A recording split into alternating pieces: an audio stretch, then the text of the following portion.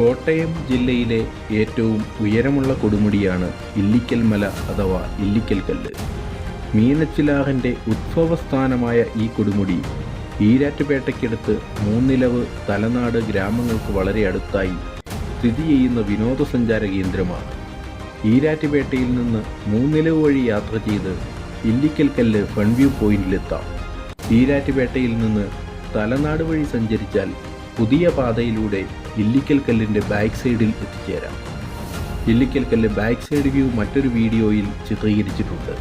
അതിൻ്റെ link comment ബോക്സിൽ ആദ്യം കൊടുത്തിരിക്കുന്നു.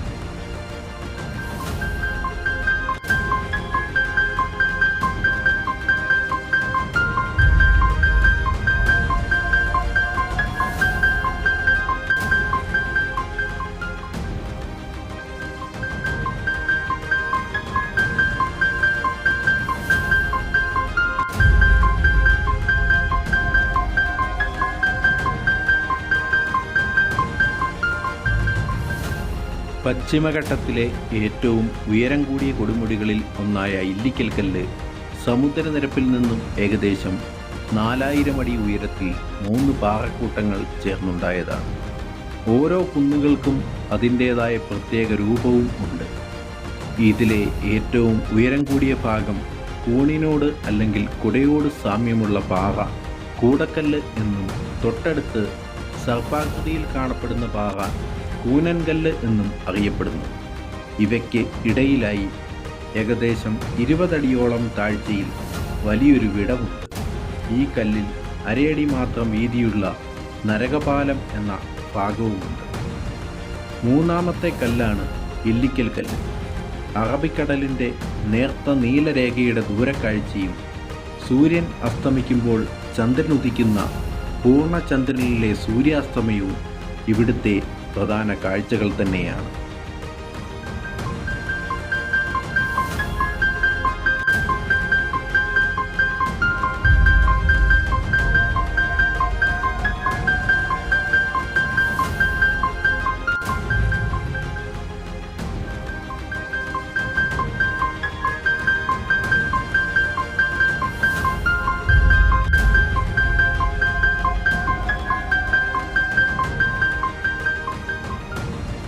നരകപാലത്തിലെ കല്ലുകൾക്കിടയിൽ മാത്രം വളരുന്ന അദ്ഭുത സസ്യമാണ് നീലക്കൊടുവേലി.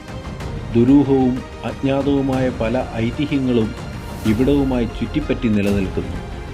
അസാധാരണമായ ഔഷധ ഗുണങ്ങളുള്ള നീലക്കൊടുവേലി നരകപാലത്തിലെ കല്ലുകൾക്കിടയിൽ മാത്രം വളരുന്നു എന്നതാണ് വിശ്വാസം. അസാധാരണമായ ശക്തികളുള്ള നീല നിറത്തിലുള്ള ഔഷധ സസ്യം കൈവശം വയ്ക്കുന്നത് സമ്പത്ത് വർദ്ധിപ്പിക്കുന്നതിനും സമൃദ്ധമായ വിളവിനും ജീവിത വിജയത്തിനും കാരണമാകുമെന്ന് ആളുകൾ വിശ്വസിക്കുന്നു. നീലക്കൊടുവേലി സ്വന്തമാക്കാൻ നരകപാലത്തിലൂടെ സഞ്ചരിച്ച് അപകടങ്ങൾ ക്ഷണിച്ചു വരുത്തിയവരും വിരളമല്ല.